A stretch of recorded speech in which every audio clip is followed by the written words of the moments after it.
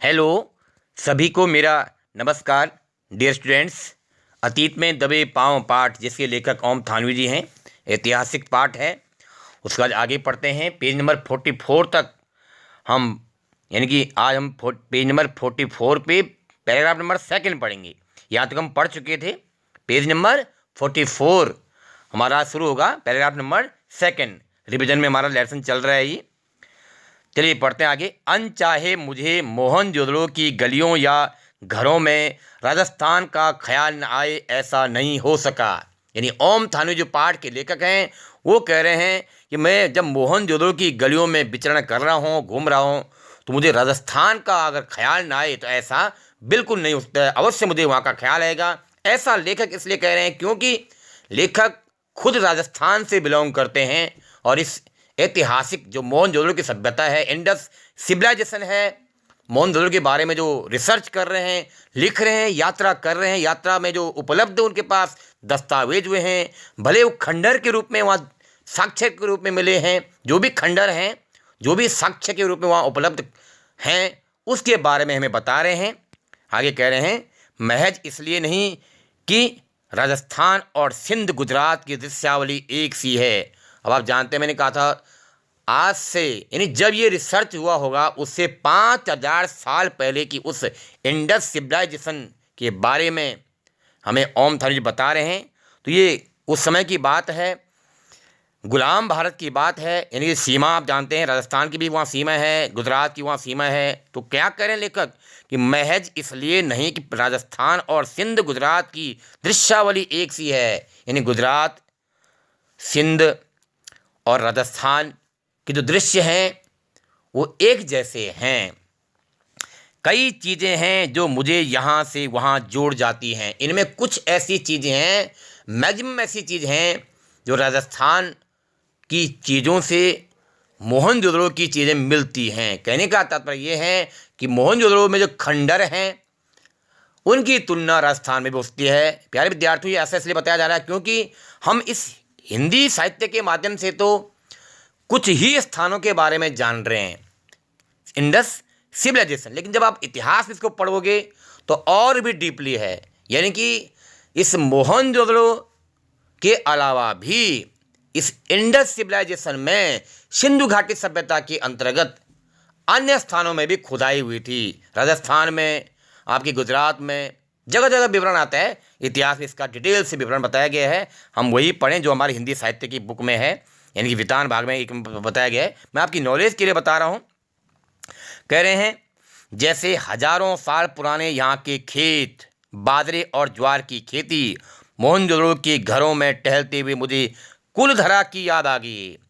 राजस्थान के जैसलमेर में स्थित एक कुलधरा नामक गांव है, उसका जिक्र उन्होंने किया है कि मुझे यहाँ पर देख करके ये अनुभूति हो रही है, जिस प्रकार की खेती राजस्थान में होती है उसी प्रकार की यहाँ पर खेती दिखाई दे रही है, उसी प्रकार का यहाँ पर एनवायरनमेंट है, उसी प्रकार का यहाँ पे दृश्य है। इसलिए इस मोहनजोदड़ो के खंडरों को देख करके यहाँ पर घूमते हुए मुझे राजस्थान में कुलधरा गांव की याद आ रही है। कह रहे हैं यह जैसलमेर के मुहाने पर, मुहाने होते सबसे एंड में, मुहाने में नहीं सबसे अंत में, यह जैसलमेर के मुहाने पर पीले पत्थर के घरों वाला एक खूबसूरत गांव है। उस कुलधरा गांव की बात कर रहे हैं। राजस्थान के जैसलमेर जिले में स्थित है, जिसके लिए कहें कि पीले पत्थरों से सजा हुआ एक खूबसूरत गांव है। कह रहे हैं उस खूबसूरती में हरदम एक गमी व्याप्त है। गमी में दुख। अब क्यों वो दुख है, बहुत अच्छी घटना उन्होंने बताई है। उस राजस्थान के जैसलमेर जिले में स्थित कुलधरा गांव के बारे में उन्होंने बताया है। देखो लेखक का क्या अनुमान है। लेखक मोहनजोदड़ो में सैर कर रहे हैं, हमें ज्ञानार्जन दे रहे हैं, ज्ञान दे रहे हैं, और उन्हें याद आ रही है राजस्थान के, क्योंकि वो राजस्थान से ही बिलोंग करते हैं। कह रहे हैं क्यों वहाँ दुख था लोगों में। गांव में घर हैं पर लोग नहीं हैं। क्यों नहीं हैं लोग, कारण क्या है।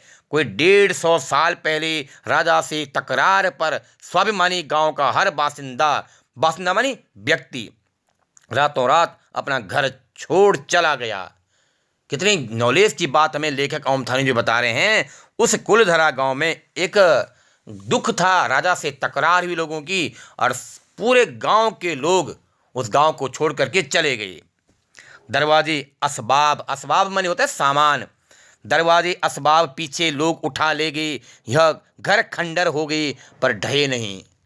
ढहे माने टूटे नहीं पूरी तरह। जिस प्रकार मोहनजोदड़ो में खंडर दिखाई दे रहे हैं, उसी प्रकार राजस्थान के जैसलमेर में स्थित उस कुलधरा गांव में भी वो दृश्य दिखाई देते हैं। घरों की दीवारें, प्रवेश और खिड़कियां ऐसी हैं जैसे कल की बात हो, लोग निकल गए, वक्त वहीं रह गया, खंडरों ने उसे थाम लिया, जैसे सुबह लोग घरों से निकले हों, शायद शाम ढले लौट आने वाले हों। उस मोहनजोदड़ो में विचरण करते हुए, घूमते हुए, अपना अध्ययन करते हुए, हमें इस रिपोर्ट के माध्यम से बताते हुए, अपने रिसर्च प्रोजेक्ट को आगे बढ़ाते हुए, उन खंडरों को देखते हुए, उनके बारे में हमें बताते हुए, उन्हें कहाँ की याद आई? उस राजस्थान के जैसलमेर में स्थित कुलधरा गांव की याद आई, जहाँ पर उस गांव के लोग राजा से कुछ तकरार के बाद, लड़ाई झगड़ा के बाद उस गांव को छोड़कर चले गए थे। वो घटना उन्हें याद आई है जो वो हमें बता रहे हैं। आगे पढ़ते हैं स्टूडेंट्स। कह रहे हैं राजस्थान ही नहीं, गुजरात, पंजाब और हरियाणा में भी कुएं, कुंड, गली कूचे, कच्ची पक्की ईंटों के कई घर भी आज वैसे ही मिलते हैं जैसे हजारों साल पहले हुए। वो कह रहे राजस्थान ही नहीं, गुजरात में भी, पंजाब में भी, हरियाणा में भी। मैंने आपको बताया अभी कि अगर हम इतिहास में, हिस्ट्री में इस टॉपिक को और डिटेल में पढ़ेंगे तो वहाँ पर जिन जिन स्थानों में खुदाई की गई उस इंडस सिविलाइजेशन के अंतर्गत, वो गुजरात भी है, पंजाब भी है, हरियाणा भी है, राजस्थान भी है। तो इसलिए वो कह रहे हैं कि इसके अलावा अन्य जगहों पर भी क्या क्या मिला है? कुआं मिला है, कुंड मिला है, कच्ची पक्की ईंटों के कई घर आज भी वैसे मिलते हैं जैसे हजारों साल पहले वो निर्मित थे, बनाए गए थे। आगे कह रहे हैं लेखक, जॉन मार्शल ने मोहनजोदड़ो पर 3 खंडों का एक विशद प्रबंध छपवाया था। जो आपने पहले भी नाम सुना होगा जॉन मार्शल का, सर्वे ऑफ इंडिया की महानिदेशक थे ये, ठीक है बेटा। उसके लिए कह रहे हैं उन्होंने 3 खंडों में एक विशद प्रबंध, एक लेख छपवाया था। उसमें खुदाई में मिली ठोस पहियों वाली मिट्टी की गाड़ी के चित्र के साथ सिंध में पिछली सदी में बढ़ती जा रही ठीक उसी तरह की बैलगाड़ी का भी एक चित्र प्रकाशित है। उस लेख में उन्होंने उस बैलगाड़ी के नमूने जो उन्हें दिखे होंगे उसके बारे में विस्तार पर उसके चित्र छापे हैं। तस्वीर में माने दृश्य में, तस्वीर से उन्होंने एक सतत परंपरा का इजहार किया। हालांकि कमानी या आरे वाले पहिए का आविष्कार बहुत पहले हो चुका था। जब मैं छोटा था, लेखक बता रहे हैं कि जब मैं छोटा था तब उस बैलगाड़ी में कमानी और आरे जो देखते हैं उसके साइड में एक लकड़ी का फट्टा लगता है, उसके लिए बोला गया है। तो उसका आविष्कार बहुत पहले हो चुका था। लेखक कह रहे हैं जब मैं छोटा था हमारे गांव में भी लकड़ी वाले ठोस पहिए बैलगाड़ी में जुड़ते थे। दुल्हन पहली दफ़ा इसी बैलगाड़ी में ससुराल जाती थी। जिस बैलगाड़ी के दस्तावेज मिले हैं जॉन मार्शल ने उस लेख में लिखा है। लेखक बता रहे हैं तो इस बात से यह बात प्रमाणित होती है, वो जो हमें नॉलेज दे रहे हैं कि उन बैलगाड़ियों में ही उस समय, तत्कालीन समय में दुल्हन पहली बार ससुराल जाती थी। कह रहे हैं आगे, बाद में हमारे यहाँ भी बैलगाड़ी में आरे वाले पहिए जुड़ने लगे। आरे वाले पहिए से मतलब है उस पर एक साइड में लकड़ी का टुकड़ा लगाया जाता था सपोर्ट के लिए। अब तो उसमें जीप के उतारू पहिए लगते हैं। हवाई जहाज के उतारू पहिए बाजार में आने के बाद ऊंट गाड़ी का आविष्कार हो गया है। रेगिस्तान के जहाज से हवा के जहाज का यह ऐतिहासिक गठजोड़ है। हालांकि कहना मुश्किल है कि दुल्हन की सवारी के रूप में बैलगाड़ी या ऊंट गाड़ी का अब वहाँ कभी इस्तेमाल होता होगा, क्योंकि अब परिवर्तन हो चुका है, विकास हो चुका है। ऐसा इसलिए लेखक कह रहे हैं अब उसका प्रयोग होता होगा या नहीं, ये तो वहाँ जाकर के ही पता चल पाएगा। हमारे मेज़बान ने ध्यान दिलाया कि मोहनजोदड़ो का अजायब घर देखना अभी बाकी है। मेज़बान से मतलब है जो वहाँ पर मौजूद लोग उपस्थित थे, जिन लोगों ने वहाँ के कुछ दस्तावेज वहाँ के लोकल संग्रहालय में रखे हुए थे। बोला है कि खंडरों से निकल हम उस साबुत इमारत में आ गए। साबुत माने वो इमारत थोड़ा कंप्लीट थी। अब वो संग्रहालय की बात करेंगे, अजायब घर की बात करेंगे, लेकिन प्रदर्शित सामान आपको खंडरों से निकल आने का एहसास होने नहीं देता। अजायब घर छोटा भी है। अब लेखक उस मोहनजोदड़ो के किसी स्थान पर जो कंप्लीट बिल्डिंग मौजूद है, उसे हम बोल रहे हैं अजायब घर। संग्रहालय, जहाँ पर उस समय के मिले हुए कुछ दस्तावेज रखे हुए हैं। अब वहाँ का वो जिक्र कर रहे हैं, कह रहे हैं जैसे किसी कस्बाई स्कूल की इमारत हो, वो अजायब घर यानी संग्रहालय ऐसा है जैसे किसी कस्बे मानी मोहल्ले का कोई स्कूल की बिल्डिंग हो। कह रहे हैं सामान भी ज़्यादा नहीं है, अहम चीज़ें कराची, लाहौर, दिल्ली और लंदन में हैं। सभी को आप अंडरलाइन कर दें स्टूडेंट्स। जो मुख्य मुख्य चीज़ें थी आपने पहले भी पढ़ा था पाठ में कि बहुत सारी मोहनजोदड़ो में प्राप्त चीज़ें जो है संग्रहालयों की शोभा बढ़ा रही हैं, यानी अजायब घरों की शोभा बढ़ा रही हैं। आपने पाठ के प्रारंभ में पढ़ा था ये, जहाँ वो हमें बता रहे कराची, लाहौर, दिल्ली और लंदन। मैंने जिस जिस वास्तुकार ने, जिस जिस पुरातत्ववेता ने जो चीज़ें उसको उपलब्ध हुई होंगी, जहाँ जहाँ उसे सुविधा हुई होगी, वो उस स्थान में स्थित अजायब घर में वहाँ ले गया। कोई लंदन ले गया, कोई दिल्ली ले गया, कोई लाहौर ले गया। उन संग्रहालयों में वो चीज़ उपलब्ध हैं। अब यहाँ पर बात किस संग्रहालय की जा रही है? मोहनजोदड़ो में एक अजायब घर है जो कि एक स्कूल की तरह इमारत है, वहाँ को सामान रखा हुआ है। अब आगे कह रहे हैं, क्या कह रहे हैं? यूं अकेले मोहनजोदड़ो की खुदाई में निकली पंजीकृत मानी रजिस्टर्ड चीज़ों की संख्या 50,000 से ज़्यादा है। मानी मोहनजोदड़ो में 50,000 से ज़्यादा साक्ष्य उन खंडरों से प्राप्त हुए हैं। मगर जो मुट्ठी भर चीज़ें यहाँ प्रदर्शित हैं, पहुँची हुई सिंधु सभ्यता की झलक दिखाने को काफ़ी हैं। काला पड़ गया गेहूँ, तांबे और कांसे के बर्तन, मोहरें, वाद्य बोलते हैं बजाने वाले यंत्र, चौक पर बने विशाल मृदभांड कहते हैं मिट्टी के बर्तन, उन पर काले भूरे चित्र, चौपड़ की गोटियाँ, दिए माने दीपक, माप तौल पत्थर जिनसे माप तौल होता था, तांबे का आईना, मिट्टी की बैलगाड़ी। ये आप देख रहे होंगे, यहाँ पर दिखाई भी दे रहे हैं डायग्राम में, इस प्रकार के वहाँ नमूने मिले हैं। बैलगाड़ी और दूसरे खिलौने, 2 पाटन वाली चक्की, कंघी, मिट्टी के कंगन, रंग बिरंगे पत्थरों के मनकों वाले हार और पत्थर के औजार। अजायब घर में तैनात अली नवाज बताता है, माने उस मोहनजोदड़ो में जो स्थित अजायब घर है, माने संग्रहालय है, जिसमें कुछ चीज़ें रखी हुई हैं जो नाम बता रहे हैं लेखक में यहाँ पे। वहाँ पर कौन है तैनात? अली नवाज। क्या बताते हैं? कुछ सोने के गहने भी यहाँ हुआ करते थे जो चोरी हो गई। वो अली नवाज हमें बता रहे हैं, लेखक बता रहे हैं हमें, उस अली नवाज ने जो उस अजायब घर में प्रेजेंट है, उपस्थित है, तैनात है, उसकी वहाँ पर ड्यूटी है, उसने बताया कि कुछ सोने के गहने भी वहाँ पर हुआ करते थे, लेकिन वो चोरी हो गई। चलिए आगे पढ़ते हैं, पेज नंबर 45। एक खास बात यहाँ कोई भी महसूस करेगा, अजायब घर में प्रदर्शित चीज़ों में औजार तो हैं पर हथियार कोई नहीं है।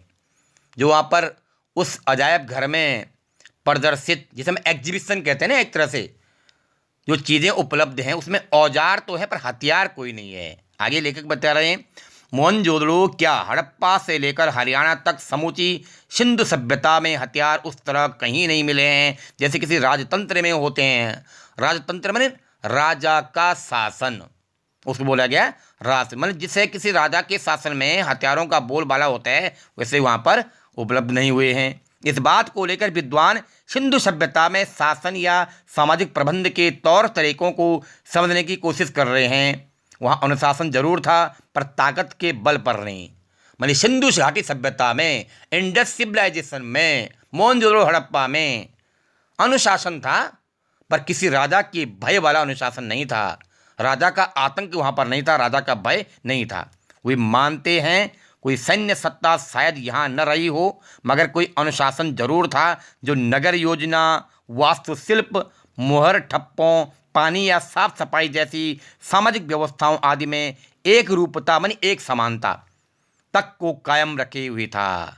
मानी उस मोहनजोदड़ो में, उस सिंधु घाटी सभ्यता में अनुशासन था, अच्छी नगर योजना थी, अच्छी वास्तुशिल्प कला थी, साफ सफाई की बढ़िया व्यवस्था थी, सब सामाजिक व्यवस्थाएं अच्छी थी, एक अनुशासन के तहत, पर वहाँ किसी राजा का शासन नहीं था। दूसरी बात जो सांस्कृतिक धरातल पर सिंधु घाटी सभ्यता को दूसरी सभ्यताओं से अलग ला खड़ा करती है वो है प्रभुत्व या दिखावे के तेवर का नदारद होना। नदारद बोलते हैं गायब होना, मानी वहां पर किसी राजा के प्रभुत्व का ब्यौरा नहीं मिलता है कि वहाँ किसी राजा का शासन होगा या राजा के भय से लोग इस प्रकार की अच्छी व्यवस्थाएं करते थे, अच्छे अनुशासन में रहते थे, ऐसा वहाँ पर विवरण है। वो लोग अपने आप ही सुसंस्कृत थे, स्व अनुशासित थे, ऐसा वहाँ पर पाया गया है, ऐसा हमें लेखक ओम थानवी बता रहे हैं। आगे बढ़ते हैं। दूसरी जगहों पर राजतंत्र या धर्मतंत्र की ताकत का प्रदर्शन करने वाले महल, उपासना स्थल मानी पूजा, उपासना मानी पूजा से मतलब है कि मूर्तियां और पिरामिड आदि मिलते हैं। हड़प्पा संस्कृति में न भव्य राज प्रसाद, यहाँ पर मिसप्रिंट है बेटा, ये राज प्रसाद होना चाहिए इसे। राज मानी राजा, प्रसाद मानी बोलते हैं, प्रसाद होता है पूजा का, प्रा आ की मात्रा मानी महल। क्या करें लेखक कि हड़प्पा संस्कृति में न भव्य राज प्रसाद मिले हैं, मन राजाओं के बड़े बड़े महलों के नमूने भी नहीं मिले हैं, न मंदिर नहीं मिले हैं, न राजाओं महंतों की समाधियाँ। कहाँ की बात? हड़प्पा की बात हो रही है। अब वहाँ पर राजाओं या महंतों की समाधियाँ भी नहीं मिली हैं। यहाँ के मूर्ति शिल्प छोटे हैं और औजार भी, जो मूर्तियाँ मिली हैं वो छोटे हैं, औजार भी छोटे हैं। मोहनजोदड़ो के नरेश के सिर पर जो मुकुट है, अब मोहनजोदड़ो में जो नरेश का जो मुकुट का जो दस्तावेज मिला है वो कैसे है? शायद उससे छोटे सिरपेंच की कल्पना भी नहीं की जा सकती। और तो और उन लोगों की नावें बनावट में मिस्र की नावों जैसी होते हुए भी आकार में छोटी रही।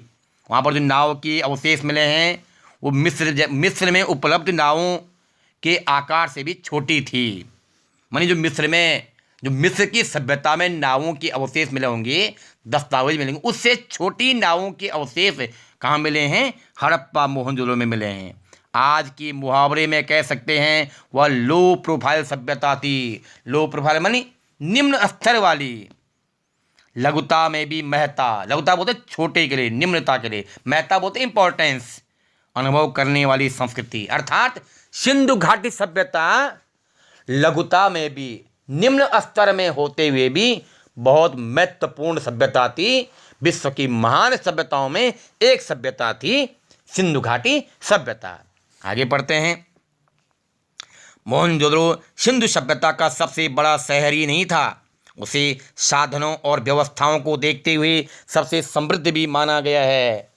जो मोहनजोदड़ो शहर है वह उस सभ्यता का, किस सभ्यता का? सिंधु घाटी सभ्यता का सबसे बड़ा शहर था।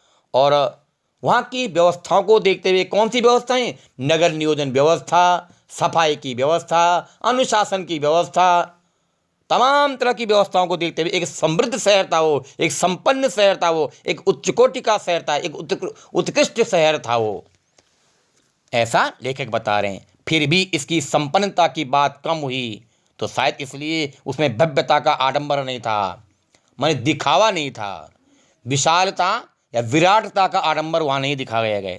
दूसरी वजह यह भी है कि मोहनजोदड़ो और हड़प्पा पिछली सदी में ही उद्घाटित हो सके, मानी प्रकट हो सके, पिछली सदी में ही वो प्रकट हो सके। उनकी अनबूझ बोलते हैं जिसको पहचाना न गया हो, अनबूझ लिपि अभी भी सारे रहस्य अपने में छिपाए हुए हैं।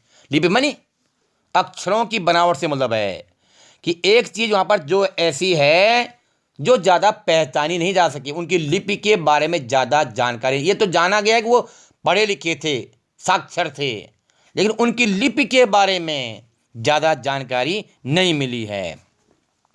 सिंधु घाटी के लोगों में कला या सुरुचि का महत्व ज़्यादा था। लेखक इस यात्रा की अंतिम जो हमारा चल रहा है, लास्ट पैराग्राफ चल रहा है हमारा, यानी सेकंड लास्ट पैराग्राफ चल रहा है, तो ओम थानवी जी मैं बता रहे हैं कि सिंधु घाटी के जो लोगों में कला, आर्ट और इंटरेस्ट का बहुत ज़्यादा महत्व था। वास्तुकला या नगर नियोजन ही नहीं, धातु और पत्थर की मूर्तियाँ, मृदभांड मानी मिट्टी के बर्तन, उन पर चित्रित मनुष्य, वनस्पति और पशु पक्षियों की छवियाँ, सुनिर्मित मोहरें मानी अच्छी निर्मित मोहरें, उन पर बारीकी से उत्कीर्ण आकृतियाँ, खिलौने, केश विन्यास, केश मानी बालों का सजावट, आभूषण और सबसे ऊपर सुघड़ मन अच्छी तरह से निर्मित, सुघड़ बोलते हैं अच्छी तरह से निर्मित अक्षरों का लिपि रूप सिंधु सभ्यता को तकनीक सिद्ध से ज़्यादा कला सिद्ध जाहिर करता है। मतलब कला में वो लोग निपुण थे। आप देख रहे हो यहाँ पे एक मूर्ति भी है, नृत्य की मूर्ति है, नृत्य मुद्रा में लड़की 2500 ईसा पूर्व। यानी वहाँ पर जो भी उपलब्ध दस्तावेज मिले हैं, जो ये ऊपर नाम दिए हैं, चाहे मिट्टी के बर्तन हों, चाहे पत्थर की मूर्तियाँ हों, चाहे खिलौने हों, चाहे केश विन्यास हों, चाहे आभूषण हों, इन सब में उनकी कला बहुत उच्च कोटि की थी। वो कला में पारखी थे, कला में निपुण थे। एक पुरातत्ववेत्ता के मुताबिक सिंधु सभ्यता की खूबी उसका सौंदर्य बोध है, जो राज पोषित या धर्म पोषित न होकर समाज पोषित। आप देख रहे हो, इसको इंवर्टेड कॉमा में लिखा हुआ है, इसको अंडरलाइन कर लें आप लोग, आगे क्वेश्चन भी आता है। क्या करें, एक पुरातत्ववेत्ता ने बताया है, एक आर्कियोलॉजिकल डिपार्टमेंट के आदमी ने बताया है कि सिंधु सभ्यता की जो खूबी थी उसका सौंदर्य बोध था, यानी उन्हें सौंदर्य की जानकारी थी। जो राज पोषण में किसी राजा के द्वारा बताई गई परंपरा या धर्म के द्वारा बताई गई परंपरा का न होकर के, मानी किसी राजा के द्वारा निर्मित परंपरा या धर्म के द्वारा निर्मित परंपरा न होकर के क्या थी, वो समाज पोषित था। स्वयं उस समाज के लोगों के द्वारा निर्मित सभ्यता थी वो। ऐसा नहीं है कि किसी ने उनको बताया होगा। लेखक हमें बता रहे हैं, बहुत महत्वपूर्ण जानकारी दे रहे हैं कि उन समाज के लोगों के द्वारा ही उस सभ्यता का निर्माण किया गया था। शायद इसलिए आकार की भव्यता की जगह उसमें कला की भव्यता दिखाई देती है। वो लोग कला में माहिर थे, इसलिए ऐसा लेखक हमें बता रहे हैं। अजायब घर में रखी चीज़ों में कुछ सुइयां भी हैं। अब अपनी यात्रा के अंतिम पड़ाव पे ओम थानवी जी कह रहे हैं, जो जो उन्हें दस्तावेज मिलते जा रहे हैं, उन्हें बारी बारी से हमें उसका ज्ञान देते रहे हैं कि अजायब घर में, किस अजायब घर में, जो मोहनजोदड़ो में मिला है, जहाँ पर कि अली नवाज प्रेजेंट थे, उपस्थित थे, तैनात थे। वो क्या बता रहे हैं, कुछ सुइयाँ भी मिली हैं। खुदाई में तांबे और कांसे की तो बहुत सारी सुइयाँ मिली हैं। काशीनाथ दीक्षित, अंडरलाइन कर लें, पहले भी इनका नाम आया था, पुरातत्ववेत्ता है ये। काशीनाथ दीक्षित को सोने की 3 सुइयाँ मिली। कितनी सुइयाँ मिली सोने की? 3, जिनमें एक 2 इंच लंबी थी। समझा गया यह बारीक कशीदेकारी मानी जो कढ़ाई बुनाई का काम होता है, कशीदेकारी में काम आती होगी, मानी वो सुइयाँ कढ़ाई बुनाई में काम आती होंगी, जो वहाँ उस अजायब घर में, उस संग्रहालय में मिली हैं। याद करें, नर्तकी के अलावा मोहनजोदड़ो के नाम से प्रसिद्ध जो दाढ़ी वाली नरेश की मूर्ति है, उसके बदन पर आकर्षक गुलकारी वाला दुशाला भी है। माने जिस नरेश की मूर्ति का वहाँ प्रमाण मिला है, उसके बदन पर, शरीर पर दुशाला बोलते हैं, मोटी चादर ओढ़ने का भी वहाँ दृश्य मिला है, दस्तावेज मिला है। आज छापे वाला कपड़ा अजरक सिंध की खास पहचान बन गया है। मानी जो कपड़ा वहाँ छपता था, वह सिंध की खास पहचान है। पर कपड़ों पर छपाई का आविष्कार बहुत बाद का है, पर उन कपड़ों पर कुछ छापने का जो आविष्कार हुआ है, वो काफ़ी बाद में पाया गया है। खुदाई में सुइयों के अलावा हाथी दांत और तांबे की सुई भी मिले हैं। जानकार मानते हैं इनसे शायद दरियाँ बुनी जाती थी, हालांकि दरी का कोई नमूना या साक्ष्य हासिल नहीं हुआ है। वो जो वहाँ पर लोग अनुमान लगाते हैं कि कुछ लोग दरी बुनने का भी काम करते होंगे, तांबे के सुए मिले हैं, लेकिन इस बात के वहाँ ऐतिहासिक दस्तावेज उपलब्ध नहीं है। ये केवल अनुमान है, वह शायद कभी हासिल न हो, क्योंकि मोहनजोदड़ो में अब खुदाई बंद कर दी गई है। लेखक ओम थानवी जी उस ऐतिहासिक स्थल मोहनजोदड़ो और हड़प्पा के बारे में अपनी अंतिम जानकारी दे रहे हैं। क्या दे रहे हैं? अब वहाँ खुदाई बंद हो गई है। क्यों ही खुदाई बंद? सिंधु के पानी, हमने शुरू में भी आपको बताया था कि सिंधु घाटी सभ्यता की आसपास सिंधु नदी भी बहती है। उन लोगों ने उन भवनों का निर्माण टीलों के रूप में किया था। धरती में ऊपर ईंटों की चिनाई की थी, उसे ऊपर उठाया था ताकि सिंधु नदी का जो पानी है, उसका बहाव है, वह बाहर निकल जाए। तो वो क्या कह रहे हैं अब खुदाई बंद कर दी गई है सिंधु के पानी के रिसाव से। अब पानी रिसना ज़्यादा हो गया होगा। क्षार और दलदल, क्षार जानते हैं, क्षार बोलते हैं जो उसकी लवणता होती है।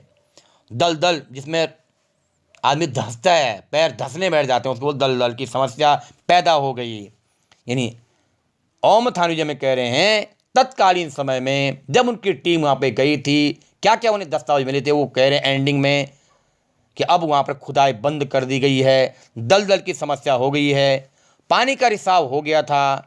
मौजूदा खंडरों को बचाकर जो वहाँ पर मौजूद उपस्थित खंडर हैं, ऐतिहासिक स्थल मोहनजोदड़ो हड़प्पा में जो खंडर हैं, टूटे फूटे जर्जर हालात में हैं पर मजबूत हैं, टिके हुए हैं, उनको बचा कर रखना ही अब अपने आप में बड़ी चुनौती है। यहीं पर वो अपनी इस यात्रा का एंड करते हैं हमारी इस लेसन में, अतीत में दबे पाँव में। यानी वो कह रहे हैं कि अब मोहनजोदड़ो में खुदाई बंद हो गई है, दलदल की समस्या की वजह से अब हम सब की एक चुनौती है कि उन खंडरों को बचाना, ताकि उनका इतिहास में वर्णन हो सके, लोगों को जानकारी मिल सके, हम पाठक वर्ग उसको समझ सकें। तो ये था बेटा एक बहुत ऐतिहासिक पाठ अतीत में दबे पाँव, जिसमें महान ऐतिहासिक नगरों मोहनजोदड़ो और हड़प्पा के बारे में, यानी कि सिंधु घाटी सभ्यता के बारे में, इंडस सिविलाइजेशन के बारे में बताया गया। निश्चित रूप से आपको और हमें बारंबार जब भी हम इस पाठ को पढ़ते हैं एक नई जानकारी मिलती है।